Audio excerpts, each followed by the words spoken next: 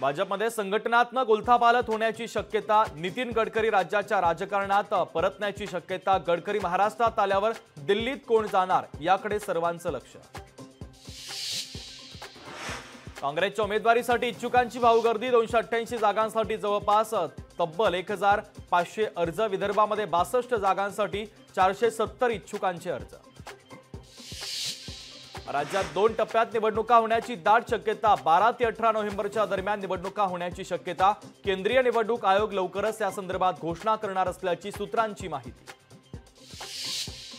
विधानसभा निवडणुकीच्या पार्श्वभूमीवर भाजप कोर कमिटीची बैठक, निवडणुकीच्या तोंडावर इन्कमिंग वाढवण्यासाठी खलबतं। पुतळा दुर्घटनेवरून सत्ताधारी आणि विरोधकांमध्ये आरोप प्रत्यारोप, जयदीप आपटे आरएसएसचा माणूस, नाना पटोलेंचा आरोप, तर शिल्पकार राहुल गांधींचा माणूस असल्याचा मुनगंटीवारांचा आरोप। विधानसभेच्या जागा वाटपासाठी काँग्रेसची वर्गवारी, A+ जागा लढवण्यावर काँग्रेस ठाम, काँग्रेसकडून 12 विद्यमान आमदारांची नावं निश्चित केल्याची सूत्रांची माहिती। शरद पवारांच्या सुरक्षेबाबत गृह खात्याची उद्या बैठक, गृह खात्याचे अधिकारी पवारांसोबत सुरक्षेबाबत करणार चर्चा। पोलिसांवर गुंड थुंकले, शिव्या दिल्या, वर्दीचा सन्मान करता येत नसेल तर गृहमंत्र्यांनी राजीनामा द्यावा, फडणवीस कुणाला वाचवतात, खासदार संजय राऊतांचा सवाल।